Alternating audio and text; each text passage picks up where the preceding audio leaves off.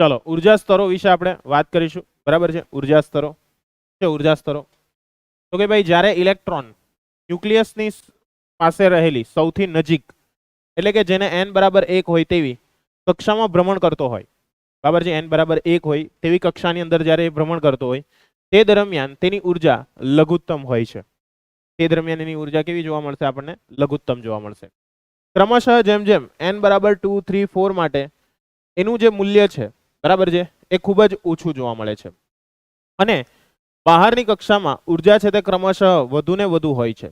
आम परमाणुने निम्न कक्षानी अंदर रहेलो हशे ते दरमियान एनी जे अवस्था छे ए अवस्थाने आपणे कई कहीशुं धरा अवस्था कहीशुं। एटले शॉर्ट एंड स्वीट समजावुं तमने तो के भाई ज्यारे इलेक्ट्रॉन तमने आपेलो होय बराबर ए जे परिस्थितिनी अंदर अत्यारे अवेलेबल छे ए परिस्थितिने कहेवाशे एनी धरा अवस्था। कई अवस्था? धरा अवस्था।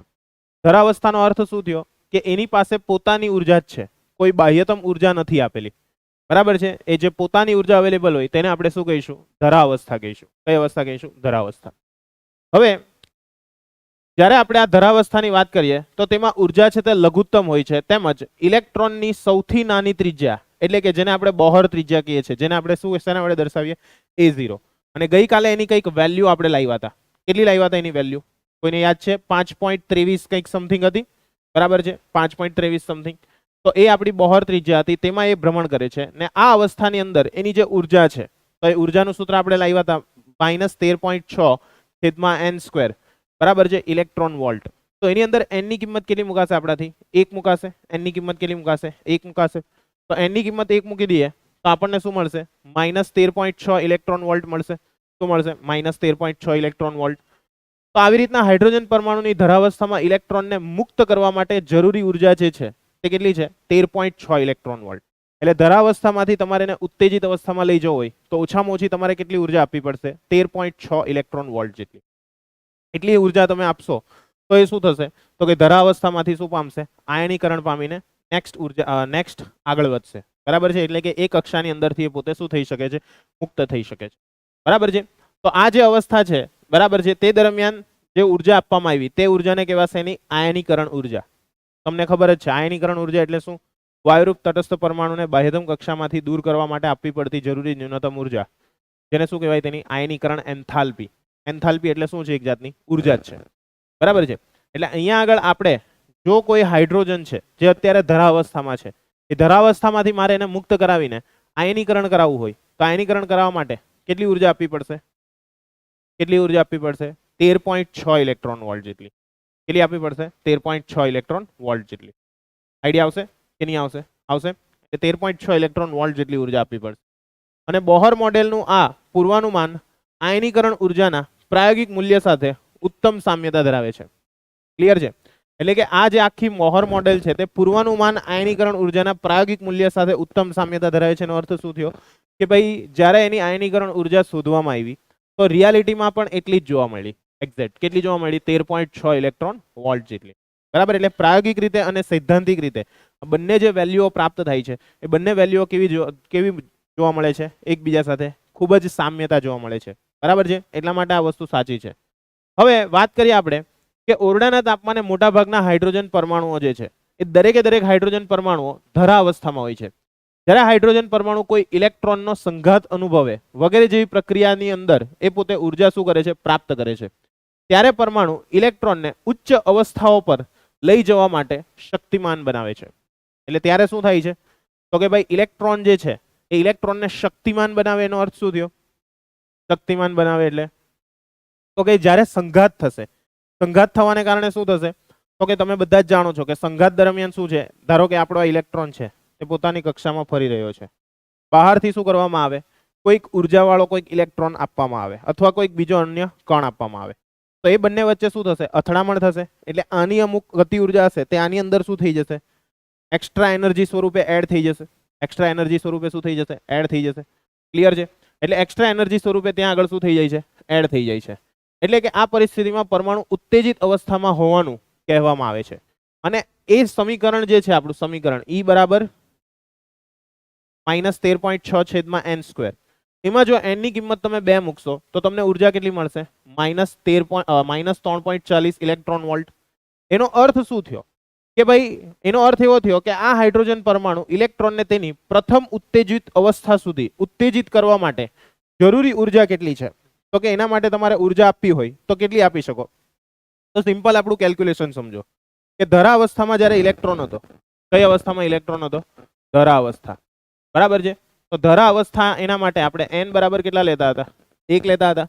તો એના માટે આપણે E1 જો શોધીએ તો E1 કેટલું મળશે આપણને? તો કે 13.6 છેદમાં n સ્ક્વેર એટલે કેટલા થશે? -13.6.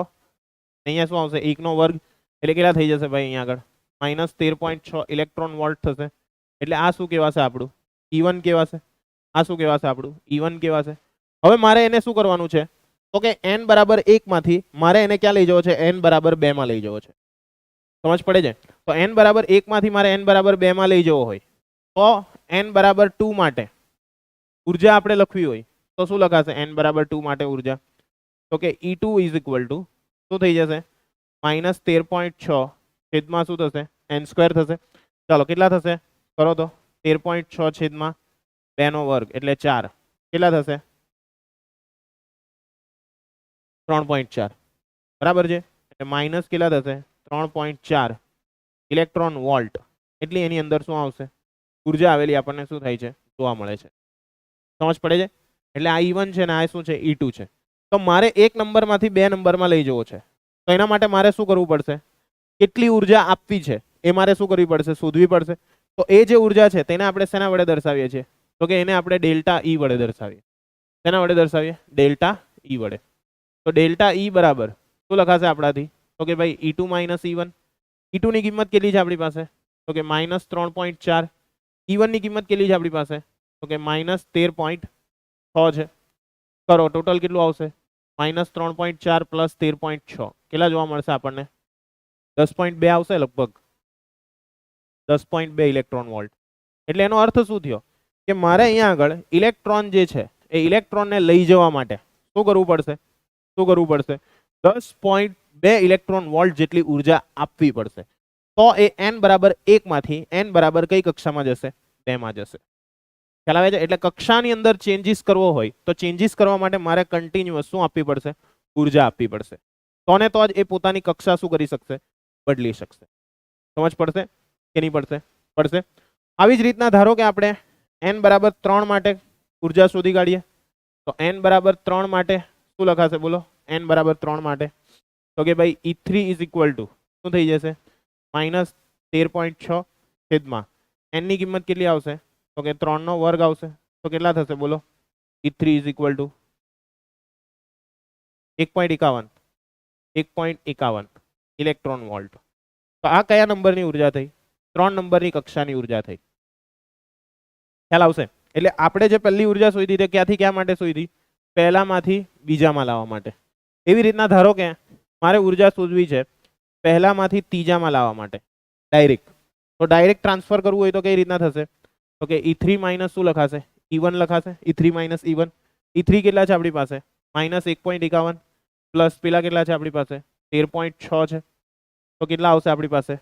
તો કે -12.09 આવશે. સોરી +12.09 આવશે.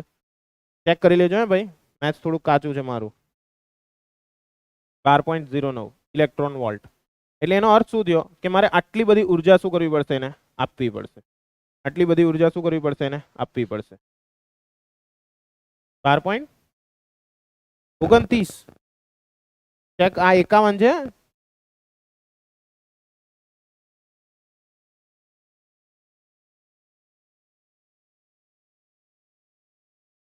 ઓકે, ક્લિયર છે? આઈડિયા આવશે? એટલે આટલી બધી ઉર્જા તમારે શું કરવી પડશે? બહારથી આપવી પડશે. ત્યારે એ શું જશે? તો કે n બરાબર કઈ કક્ષામાં જશે? ત્રીજી કક્ષાની અંદર જશે. બરાબર છે? તો અહીંયા આગળ તમને બતાવ્યું છે કે ભાઈ આ રીતના એને ઉત્તેજિત અવસ્થામાં લઈ જવા માટે કન્ટિન્યુઅસ તમારે શું કરવી પડશે? ઉર્જાઓ આપવી પડશે. બરાબર છે?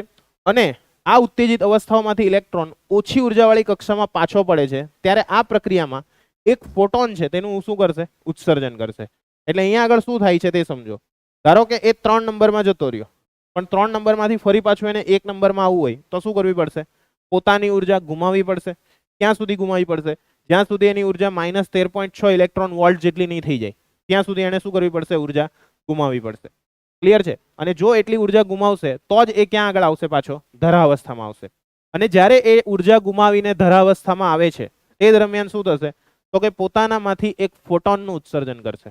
તેનું ઉત્સર્જન કરશે? ફોટોન. ખ્યાલ આવશે કે નહીં આવશે? આવશે. એટલે એ પોતાનો ફોટોનનું શું કરશે? ઉત્સર્જન કરશે. ક્યારે? તો કે ભાઈ ઉત્તેજિતમાંથી ક્યાં આવતો હોય? ધરામાં આવતો હોય ત્યારે. તો આ પ્રક્રિયામાં એક ફોટોનનું ઉત્સર્જન કરશે. આમ જેમ જેમ હાઇડ્રોજન પરમાણુ ઉત્તેજિતતા વધે છે તેમ તેમ ઉત્તેજિત પરમાણુમાંથી ઇલેક્ટ્રોનને મુક્ત કરવા માટે જરૂરી લઘુત્તમ ઉર્જા છે તે શું થતી જાય છે? ઘટતી જાય છે. જરૂરી લઘુત્તમ ઉર્જા શું થતી જોવા મળે છે? ઘટતી જોવા મળે છે. સમજ પડશે? એટલે જરૂરી લઘુત્તમ ઉર્જા શું થશે? ઓછી થતી જશે. તો આમ હાઇડ્રોજન પરમાણુની સ્થાયી અવસ્થાઓની ઉર્જા સ્તર આકૃતિ તમને અહીંયા આગળ બતાવી છે, તમે જોઈ શકો છો. દેખાય છે? એટલે આ બધી શું છે? એના ઉર્જા સ્તર છે. શું છે? એના ઉર્જા સ્તર. આઈડિયા આવશે કે નહીં આવશે? આવશે. એટલે આ બધા એના શું છે? ઉર્જા સ્તરો છે. શું છે? ઉર્જા સ્તરો. આઈડિયા આવશે? તો આમ ઉર્જાના ચડતા ક્રમમાં સ્થાયી અવસ્થાને દર્શાવાય છે. બરાબર છે? જેમ કે અહીંયા આગળ જુઓ, આ જે અવસ્થા છે તે કઈ છે? ધરાવસ્થા. જેને આપણે કઈ અવસ્થા કહીએ છીએ? સ્થાયી અવસ્થા પણ કહીએ છીએ. કઈ અવસ્થા કહીએ છીએ? સ્થાયી અવસ્થા. બરાબર છે? તો આવી રીતના અમે જોશો કે ભાઈ ઉચ્ચતમ ઉર્જા સમીકરણ જે છે તેમાં n બરાબર ઇન્ફિનિટીને અનુરૂપ છે અને જેમાં ઉર્જા તમને કેટલી મળશે? તો કે 0 ઇલેક્ટ્રોન વોલ્ટ. એ તો આપણને ખબર છે, ઓબ્વિયસ છે. n બરાબર જો ઇન્ફાઇનાઇટ લેવામાં આવે, n બરાબર કેટલા લેવામાં આવે? ઇન્ફાઇનાઇટ. તો 1 upon ઇન્ફાઇનાઇટ એટલે કેટલું થઈ જશે? 0 થઈ જશે. કેટલું થઈ જશે? 0. એટલા માટે ત્યારે ઉર્જા કેટલી મળશે? 0 મળશે. આઈડિયા આવશે બધાને કે નહીં આવશે? આવશે. તો આમ ઇલેક્ટ્રોન જ્યારે ન્યુક્લિયસથી સંપૂર્ણપણે દૂર થઈ જાય છે ત્યારે તે કેવો હોય છે? સ્થિર હોય છે. આ એકદમ પરફેક્ટ વસ્તુ યાદ રાખજો. ક્લિયર છે? જ્યારે એ ન્યુક્લિયસની આસપાસ હશે ને ત્યારે ગ્રેવિટેશનલ ફોર્સને કારણે એ પોતે શું કરી શકશે? પરિભ્રમણ કરી શકશે. ક્લિયર છે? પરંતુ જો તમે એને ન્યુક્લિયસથી ખૂબ દૂર અંતરે લઈ જાઓ, મીન્સ દૂરની કક્ષામાં લઈ જાઓ છો, તો દૂરની કક્ષામાં લઈ જતા શું થઈ જશે? તો કે ઇલેક્ટ્રોન પોતે સ્થિર થઈ જશે. ટૂંકમાં ઇલેક્ટ્રોનનું અસ્તિત્વ જ નહીં રહેશે, કારણ કે સિંગલ ઇલેક્ટ્રોન એ શક્ય નથી. એ હંમેશા શું કરશે? કોઈ અન્ય સાથે જોડાય જ જશે. બરાબર છે? આવું કેમેસ્ટ્રી કહી, હું નથી કહેતો, આવું કેમેસ્ટ્રી કહી છે. બરાબર છે? કે પ્રોટોનનું પોતાનું સિંગલ અસ્તિત્વ નથી. તમે કંઈક આર્હેનિયસનો એસિડ બેઝ સિદ્ધાંત એવું કંઈક ભણ્યા હતા, ભણ્યા હોય તો 11માં લુઈસ એસિડ લુઈસ બેઝ એવું બધું. તેમાં કંઈક તમે એસિડ બેઝના સિદ્ધાંતમાં એવું ભણ્યા હતા કે ભાઈ જ્યારે કોઈ પણ એસિડને પાણીમાં નાખવામાં આવે છે તે દરમિયાન એસિડનું આયનીકરણ થાય અને એસિડ એવો પદાર્થ છે કે જે H+ ઉત્પન્ન કરે. બટ રિયાલિટીમાં ચેક કરવામાં આવ્યું તો H+ એટલે તો ખાલી પ્રોટોન છે, પણ એ રિયલમાં પ્રોટોન એકલો અસ્તિત્વ નથી ધરાવતો. એટલા માટે પાણીના અણુ સાથે જોડાઈને H3O+ બનાવી દે છે. એવું કંઈક આવ્યું હશે. બરાબર છે? જો યાદ હોય તો. ક્લિયર? એટલે સિંગલ ઇલેક્ટ્રોન કે સિંગલ પ્રોટોન કોઈ પણ દિવસ અસ્તિત્વ ધરાવતું નથી. બરાબર છે? આ વસ્તુ યાદ રાખજો. એટલા માટે અહીંયા આગળ શું થાય છે? તો કે જેમ જેમ n વધતો જાય છે તેમ તેમ ઉત્તેજિત અવસ્થાની ઉર્જાઓ કેવી રીતે વધુ ને વધુ નજીક આવે છે. બરાબર છે? તે અહીંયા ફ્રેન્કલ અને હર્ટ્સનો એક પ્રયોગ છે તેની અંદર આપ્યું છે, જેનું આપણે કંઈ કામ નથી. ક્લિયર છે? આઈડિયા આવશે? તો નેક્સ્ટ હવે આવશે આપણું મસ્ત રેખીય વર્ણપટ. બરાબર છે? હાઇડ્રોજન પરમાણુ માટેનો રેખીય વર્ણપટ. તો રેખીય વર્ણપટ એકદમ સરળ ને સિમ્પલ છે. આપણે જે સૂત્ર લીધા હતા તેને તે જ સૂત્રને આપણે શું કરવાના છે? અહીંયા આગળ ધ્યાનમાં લેવાના છે. તો આપણે એનર્જીનું કંઈક સૂત્ર લાવ્યા હતા. તો કોઈને ખબર છે એનર્જીનું સૂત્ર શું હતું?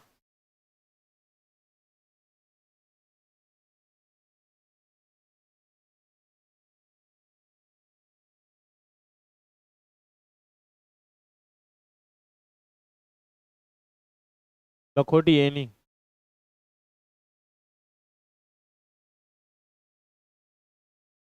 તો મેં કાલે જે ભણાવ્યું હતું તેની વાત કરું છું. કાલે પહેલા લેક્ચરમાં કંઈક ભણાવ્યું હતું. બોલો, માં શું ભણાવ્યું હતું?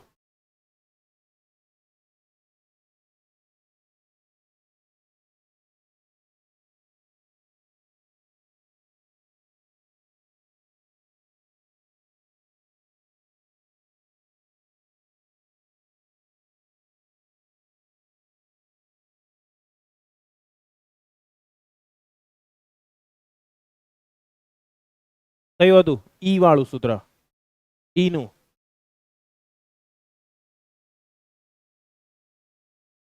લસણ લખોટી એ તો છે જ, પણ મેઇન ઈ નું સૂત્ર શું હતું? ઈ નું main m⁴ epsilon 0 square n square h square. જોઈ લેજો, એવું કંઈક છે ડેશ જેવા. હાવ યાદ જ નહીં. થોડું યાદ બહુ કરાવવું પડેલા તમને લોકોને, ખબર નહીં કેમ કર્યું, જોઈ લો. En બરાબર m⁴ છેદમાં 8 epsilon 0 square h square n square છે ને. યાદ રાખો ભાઈ બધું, હવે અહીંયા કઈ દોડી આવે એમ જ. ચલો કે nમી કક્ષામાં ઇલેક્ટ્રોનની ઉર્જા En બરાબર શું લખાશે? માઇનસ શું લખાશે બોલો?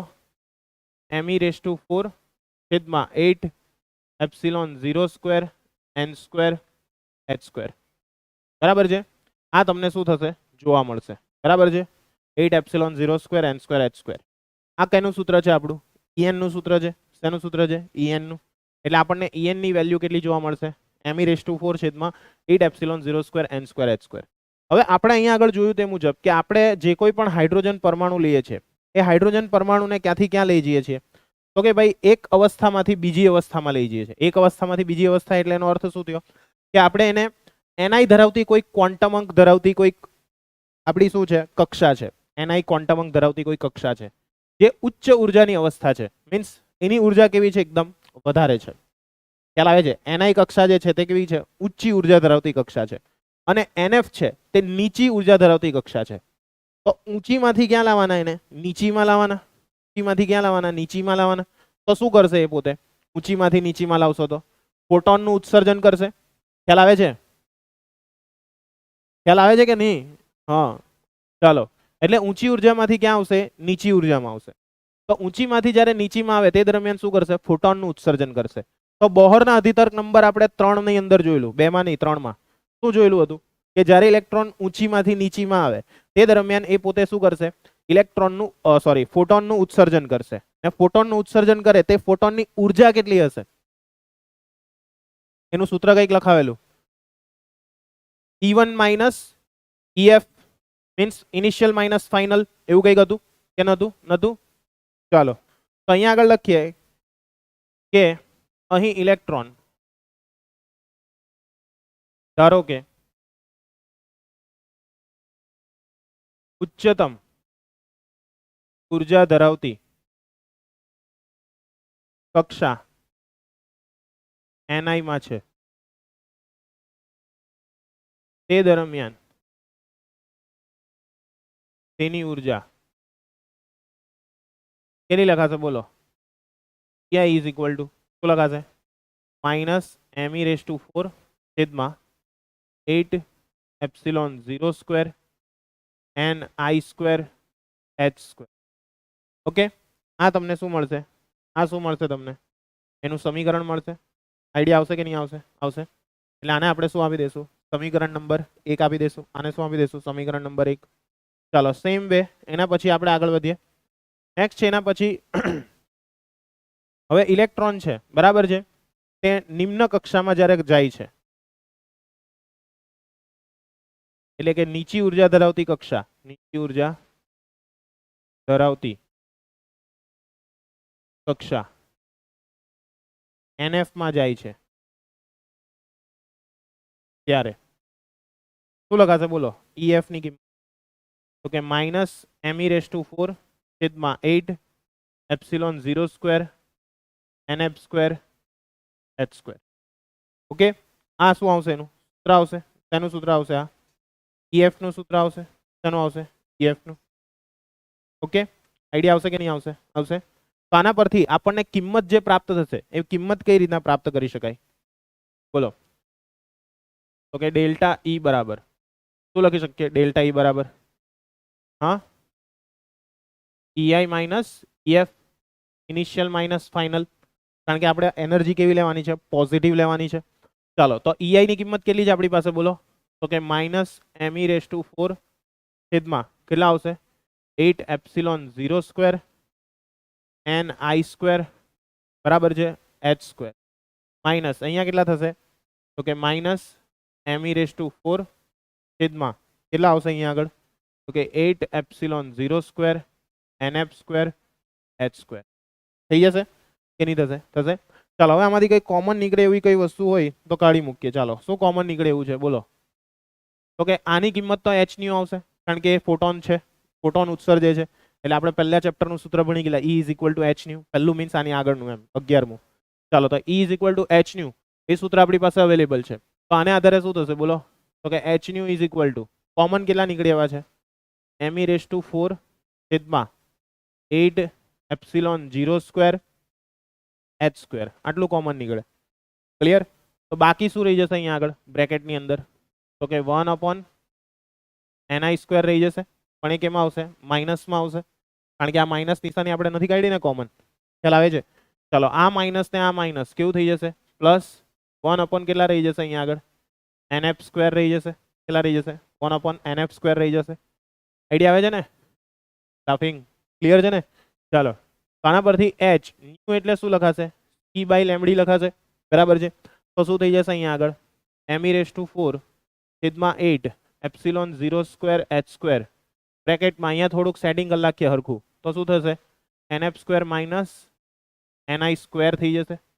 nf સ્ક્વેર માઇનસ શું થઈ જશે? ni સ્ક્વેર થઈ જશે. આઈડિયા આવે છે કે નથી આવતો? આવે છે. હવે અહીંયા જુઓ, આપણે 1 અપોન લેમ્ડાના સંદર્ભમાં સૂત્ર બનાવવાનું છે આખું. કારણ કે આપણે કંઈક સૂત્ર લાવેલા 1 upon lambda is equal to r બ્રેકેટમાં 1 upon m square minus 1 upon n square એવું કંઈક લાવ્યા હતા સૂત્ર. તમને થોડો ઘણો ખ્યાલ હોય તો. બરાબર છે? ચાલો તો આના પરથી શું લખાશે આપણાથી બોલો? તો કે આના પરથી લખવું હોય તો 1 upon lambda is equal two શું લખાશે? m e રેઝ ટુ 4 છેદમાં 8 એપ્સિલોન 0 સ્ક્વેર ch ક્યુબ લખાશે. બરાબર છે? બ્રેકેટની અંદર શું આવી જશે? 1 upon nf square minus 1 upon ni square. તો આ જે સમીકરણ છે એ સમીકરણને તમારે મસ્ત રીતે મગજની અંદર ફિટ કરી દેવાનું છે. ઓકે, આ સમીકરણ તમારે હંમેશા માટે યાદ રાખવાનું છે, હંમેશા માટે. બરાબર છે? ખ્યાલ આવશે? તો આટલી જે ટર્મ છે આ ટર્મ, બરાબર છે, એની આપણે કિંમત શોધી કાઢીએ કે કેટલી આવે છે કિંમત. આટલું ક્લિયર થાય છે ને? બરાબર. ચાલો તો એની કિંમત શોધી કાઢીએ. શું છે ઇક્વેશન જોઈ લેજો. m e રેઝ ટુ 4 છેદમાં m e રેઝ ટુ 4 છેદમાં 8 એપ્સિલોન 0 સ્ક્વેર ch ક્યુબ. આ શું છે? એની કિંમત છે. ચલો m ની કિંમત કેટલી છે? m ની કિંમત m કેટલા છે? m એટલે 9.11 10 ની માઇનસ 31 ઘાત. બરાબર છે? e એટલે કેટલા છે? 1.6 10 ની માઇનસ 19 આખાની કેટલી ઘાત થઈ જશે? 4 ઘાત થઈ જશે. છેદમાં 8 એપ્સિલોન 0 એટલે 8.85 10 ની માઇનસ 12 આખાનો શું થશે? સ્ક્વેર. e એટલે 3 ગુણ્યા 10 ની 8 ઘાત. h એટલે 6.626 10 ની માઇનસ 30 આખાનો શું થઈ જશે? ઘન થઈ જશે.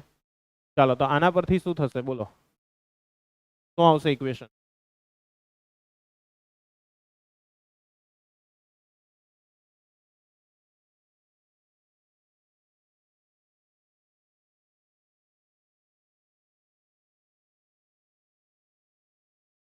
કેટલું આવે બધું થઈને?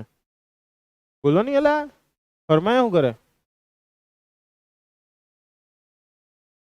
0.0001091. પછી આગળ કંઈક છે?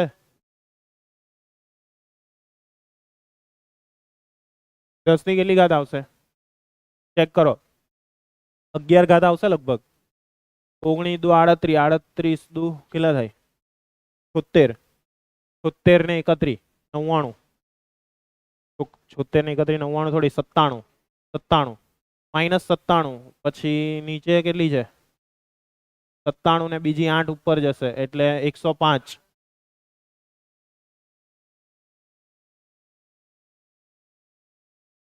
એ કરો ને તમે, મારી પાસે કેલ્સી નથી, હું તો ખાલી આમ ગમે તેમ બોલ્યા કરું. કેટલી આવે છે? 11. ચેક કરી લેજો, 11 જ આવશે એમ તો, પછી ખબર નહીં.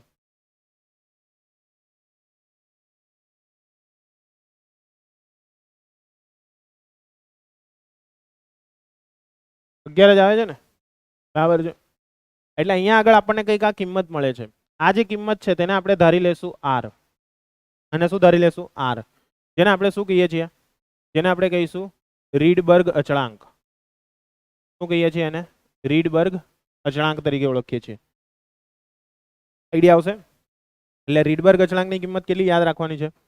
રીડબર્ગ અચળાંક r ઇઝ ઇક્વલ ટુ, તો કે ભાઈ m e રેઝ ટુ છેદમાં કેટલા થશે 8 એપ્સિલોન 0 સ્ક્વેર CH3 બરાબર છે આ વેલ્યુ તમારે યાદ રાખવાની છે ઓકે અને પ્રોપર રીતના તમે આની કિંમત મેળવશો તો પ્રોપર કિંમત તમારે કઈ યાદ રાખવાની છે 1.09737 10⁷ અથવા 1.09 હોય યાદ રાખી શકો બરાબર છે નાનો એકમ શું બનશે મીટર ઇનવર્સ શું બનશે મીટર ઇનવર્સ ઓકે એટલે આપણે જે પેલું સૂત્ર મેળવ્યું એ સૂત્ર કેવું બનશે તો કે 1/λ = r બ્રેકેટમાં 1 શું થઈ જશે nf² - 1/ni² થઈ જશે ખ્યાલ આવશે ને કે નહીં આવશે આવશે શું લખ્યું લગભગ નહીં બરાબર છે ક્લિયર છે એટલે આ રીતના તમને શું મળશે એનું સૂત્ર મળી જશે આઈડિયા આવશે બધાને કે નહીં આવશે આવશે એટલે આ રીતના તમે બધી વેલ્યુ જે છે તે વેલ્યુઝ ફાઇન્ડ કરી શકો ખબર પડી કે નહીં પડી પડી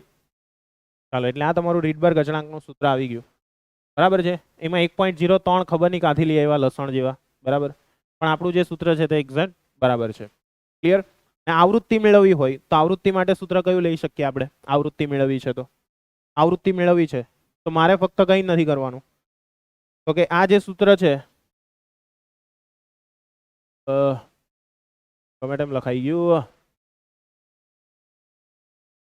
કઈ નહીં સેટિંગ કરી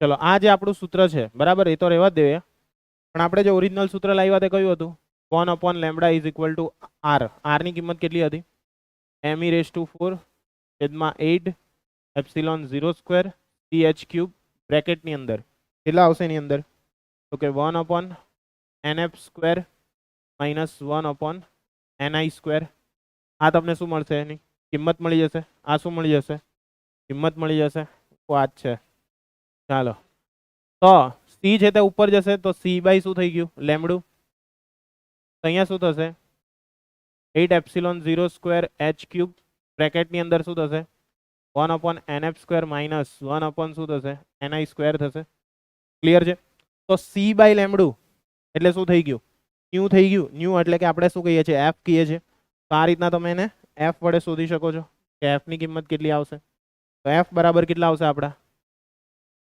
me⁴ 8 epsilon 0 square CH³ બ્રેકેટમાં 1/nf² - 1/ni².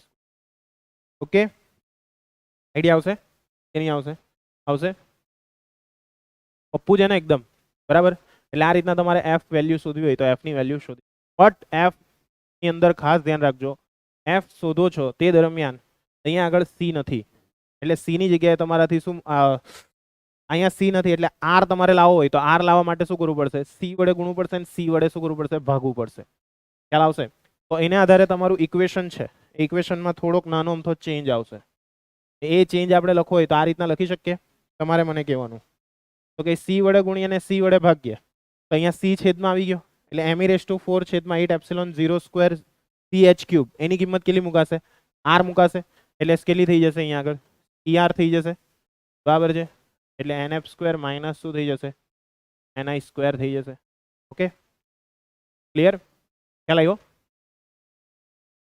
પૂછી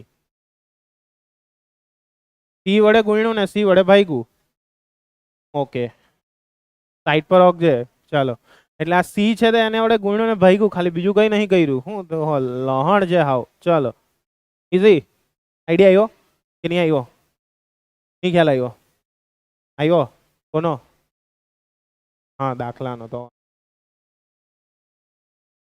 ચાલો ક્લિયર થઈ ગયું એટલે આ રીતના આ વસ્તુ આપણને જોવા મળશે ચાલો તો ચેક કરી લઈએ હવે આપણું નેક્સ્ટ બરાબર છે 12.6 બરાબર પપ્પુ પકોડી 12.6 દાખલા number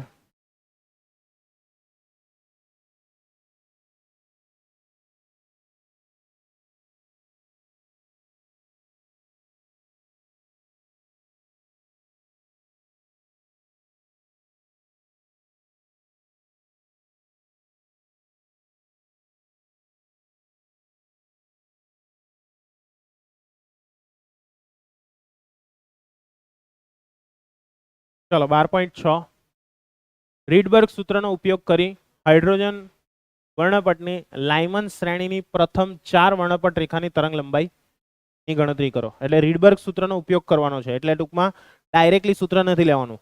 lambda is equal 1 lambda is equal to R બ્રેકેટમાં એવું ડાયરેક્ટ નથી લેવાનું. બરાબર છે. એની અંદર તમારે શું કરવાનું છે? રીડબર્ગ સૂત્રનો ઉપયોગનો અર્થ શું થયો કે આપણે જે આ સૂત્ર લાવ્યા ને આ સૂત્ર આયરુઆ આર વાળું, એટલે કે આયરુઆ 1 લેમ્બડા લહણ આની આયરુઆ ઉપર વાળું 1 lambda m(4 8 epsilon 0 square ch cube. આ સૂત્રનો ઉપયોગ કરીને તમારે શું કરવાનું છે? લાઇમન શ્રેણી છે, લાઇમન લહણ, બરાબર છે, તેની માટે તરંગ લંબાઈની ગણતરી કરવાની છે. કેટલી? પ્રથમ 4. તો લાઇમન એટલે કઈ? તો કે એના માટે આપણે nf ની કિંમત કેટલી લખી શકીએ? 1 લખી શકીએ. nf ની કિંમત કેટલી આવશે? 1 આવશે. ni ની કિંમત આપણી શું થશે? અલગ અલગ આવશે. કેટલી આવશે? 2 3 4 ને 5. ત્યાં સુધી આપણે કામ કરવું પડશે. બરાબર છે? આઈડિયા આવશે? તો હું આના માટે તમને એક શોર્ટકટ સૂત્ર બનાવી આપું. પહેલા તો કે આપણે આમાં શોર્ટકટ સૂત્ર શું બનાવી શકીએ? તો કે ભાઈ સૌથી પહેલા આપણું રીડબર્ગ સૂત્ર શું છે? તો કે લખીએ રીડબર્ગ સૂત્ર મુજબ 1 લેમ્બડા ઇઝ ઇક્વલ ટુ શું થઈ જશે? me(4 8 epsilon 0 square ch cube થઈ જશે. અહીંયા આગળ કેટલા આવશે બ્રેકેટમાં? 1 nf square minus 1 ni square. આવશે આવું કે નહીં આવશે? આવશે. હવે સમજજો, આ સૂત્ર તો એકદમ ક્લિયર છે. માટે 1 લેમ્બડા આટલું જે પદ છે ને તેને આપણે પહેલા શું કરી નાખીએ? કેલ્ક્યુલેટ કરી નાખીએ.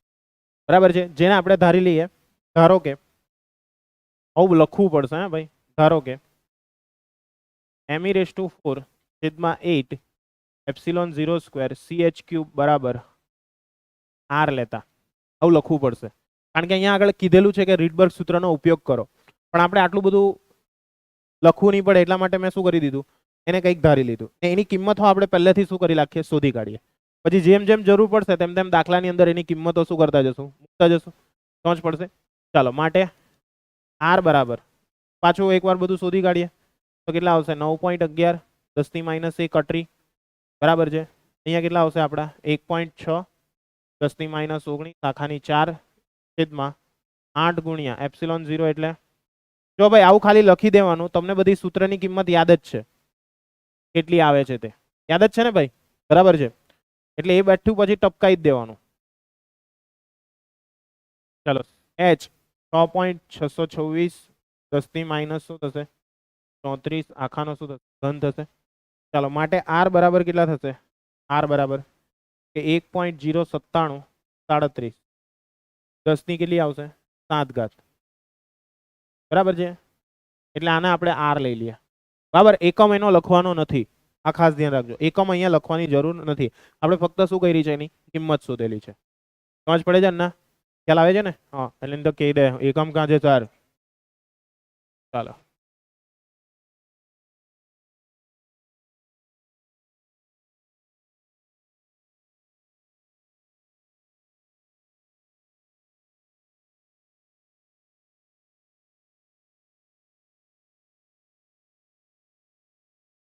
ચાલો હવે શું લખી શકીએ આપણે?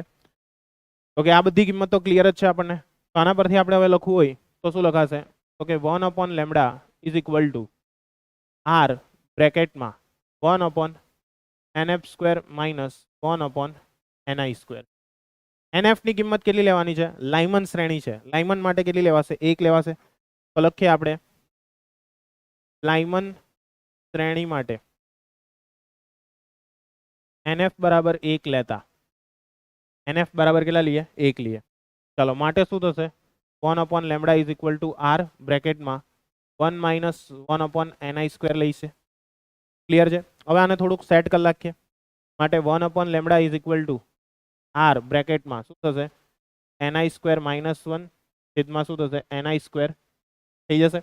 ચાલો, માટે લેમ્બડા ઇઝ ઇક્વલ ટુ શું બની જશે? લેમ્બડા ઇઝ ઇક્વલ ટુ બોલો તો કે ni સ્ક્વેર છેદમાં શું આવશે બ્રેકેટમાં? r ક્રાઉન્સમાં ni square minus 1.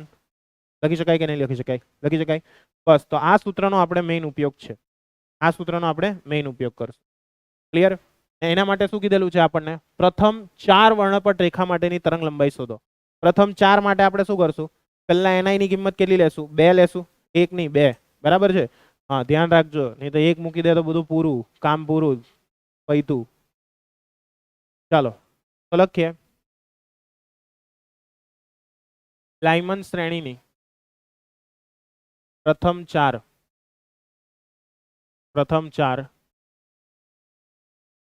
વર્ણપટ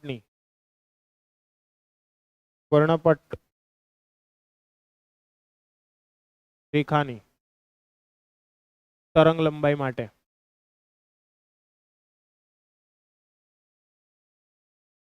શું થશે બોલો? સોરી ni બરાબર ni બરાબર 2 લેતા λ1 બરાબર કેટલા? બરાબર છે. તો λ1 ની કિંમત આપણે શોધી કાઢીએ પહેલી રેખા માટે. તો કે λ1 બરાબર શું થશે? તો કે 2² છેદમાં કેટલા આવશે? r બ્રેકેટમાં 2 નો વર્ગ 4 ઓછા 1 લખી દઈએ, એટલે 4 ના છેદમાં શું થઈ જશે? 3r થઈ જશે. 4 ના છેદમાં શું? 3r. ચાલો તો કરી નાખો, કેટલા આવશે? 4 ના છેદમાં 3r એટલે 1.097 37, 10 ની કેટલી થશે? 7 ઘાત થશે. ચાલો કરો, કેટલા આવશે λ1? 1.21 બરાબર છે ને?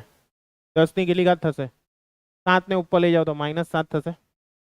7 ને ઉપર લઈ જાઓ તો કેટલા થશે? -7 થશે. બરાબર છે. તો આને થોડુંક સેટિંગ કરી નાખીએ તો આવું લખી શકું તો ચાલે.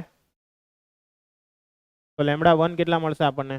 1210 એંગસ્ટ્રોમ મળશે. ખ્યાલ આવશે કે નહીં આવશે? આવશે 1210 એંગસ્ટ્રોમ. ચલો સેમ વે હવે કેટલા લઈએ આપણે? તો કે ભાઈ ni બરાબર 3 લેતા λ2 કેટલા? તો λ2 ની કિંમત કેટલી આવશે બોલો? λ2 ની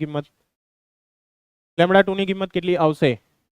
λ2 પહેલા તો આવશે અહીંયા આગળ 3 નો વર્ગ છેદમાં r બ્રેકેટમાં 3 નો વર્ગ 9 ઓછા 1 એટલે 9 ના છેદમાં 8r આવશે. બરાબર છે. આ શું આવ્યો? λ2 આવ્યો. ક્લિયર છે આ બાજુ? ખ્યાલ આવે છે ને? ચાલો માટે શું થશે? λ2 ઇઝ ઇક્વલ ટુ 9/8 r એટલે 1.09737 10⁻7 કેટલા આવશે?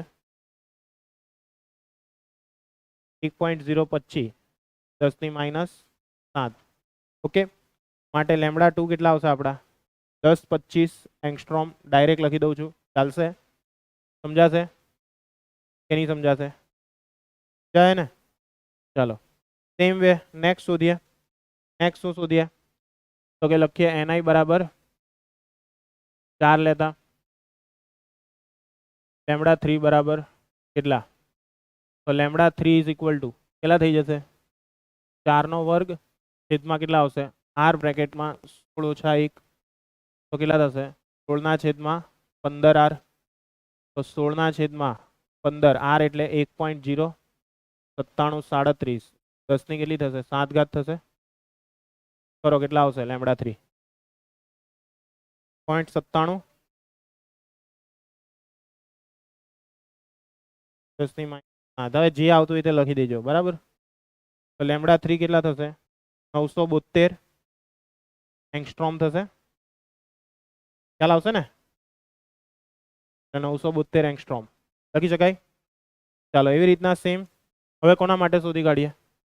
ni બરાબર 5 માટે λ4 ઇઝ ઇક્વલ ટુ કેટલા? તો કેટલા થશે બોલો? λ4 ઇઝ ઇક્વલ ટુ તો કે 5 નો વર્ગ છેદમાં r કૌંસમાં 25 ઓછા 1 તો કેટલા થશે? 25 ના છેદમાં 24r. તો કે 25 છેદમાં 24 r એટલે 1.9737 10 ની 7. કરો, કેટલા આવશે? λ4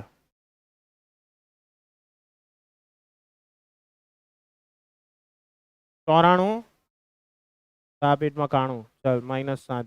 ક્લિયર? તો λ4 કેટલા આવશે? 949 એંગસ્ટ્રોમ. ક્લિયર? આઈડિયા આવ્યો ને? તો અહીંયા ખાસ ધ્યાન રાખજો કે આને આપણે એક સમીકરણ આપી દેવું જરૂરી બને છે.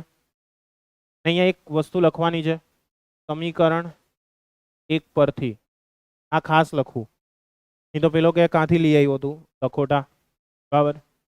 અહીંયા બધે લખી દેવું સમીકરણ 1 પરથી.